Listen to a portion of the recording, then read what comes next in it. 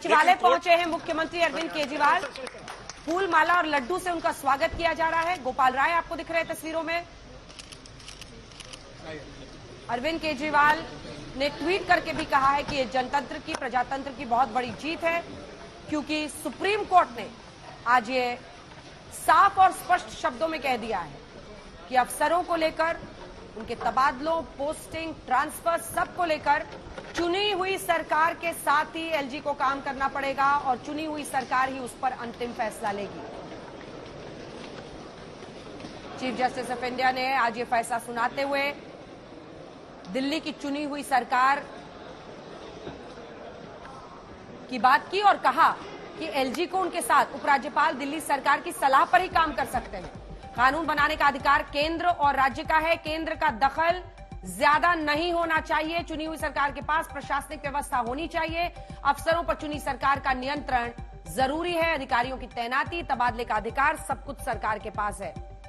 यानी एक बड़ी जीत दिल्ली की सरकार के लिए, क्योंकि ये हमेशा से लड़ाई चली आ रही है जब से दिल्ली में सरकार बनी है। हालांकि इससे पहले भी जब शीला दीक्षित की सरकार थी तब भी ये टसल चलता था, लेकिन अरविंद केजरीवाल मुख्यमंत्री बने उसके बाद भी केंद्र के साथ लगातार ये कश्मकश की एलजी काम नहीं करने देते। एलजी ने कई फैसलों पर अपनी चलाई है।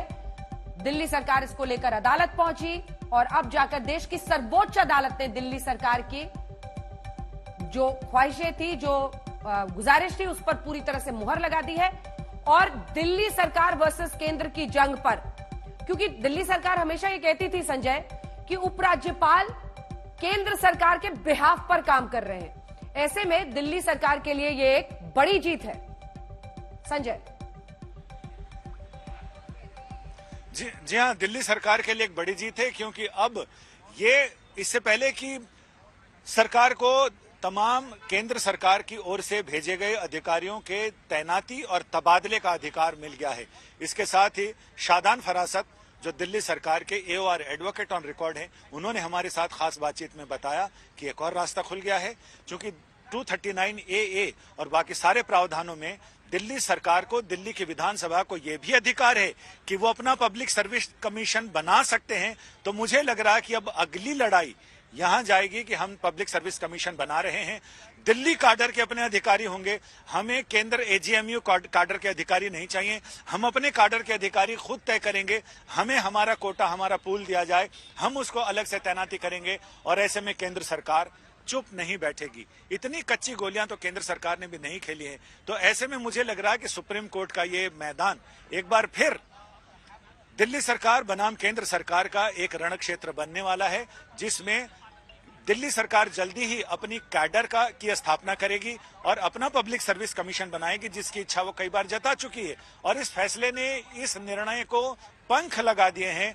जल्दी ही ये मामला शायद एक बार फिर कोर्ट में आएगा, क्योंकि जैसे ही वो पब्लिक सर्विस कमीशन बनाने की बात करेंगे, केंद्र सरकार उस पर आपत्तियां जताएगी और एक बार फिर शायद दोनों यहां पर मैदान में होंगे, क्योंकि दिल्ली सरकार अपनी तरफ से अपना अलग आशियाना, अलग घर, अपनी अलग सत्ता, अपनी अलग स्वायत्तता रखना चाहती है। वो नहीं चाहती कि केंद्र सरकार हर चीज में उनको दखल दे।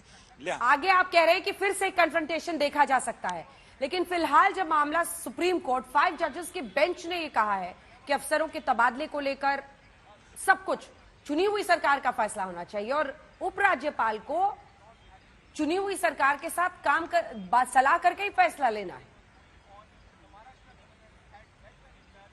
बिल्कुल, उन्होंने क्या कि aid and advice of elected government, यानी उसके चुनी हुई सरकार के सलाह और उनकी मदद से ही उनको शासन चलाना है। सिर्फ जो 3 मसले हैं, जिसमें पुलिस है, लैंड का मामला है यानी जमीन का मामला है, और तीसरा है पब्लिक ऑर्डर, इन तीनों के अलावा अब उपराज्यपाल के पास कुछ भी नहीं रह गया है।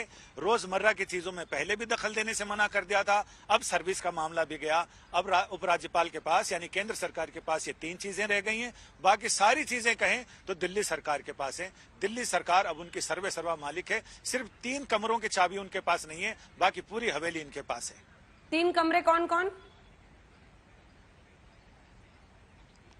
3 कमरे, एक तो पुलिस है, पुलिस केंद्र सरकार के अधीन है।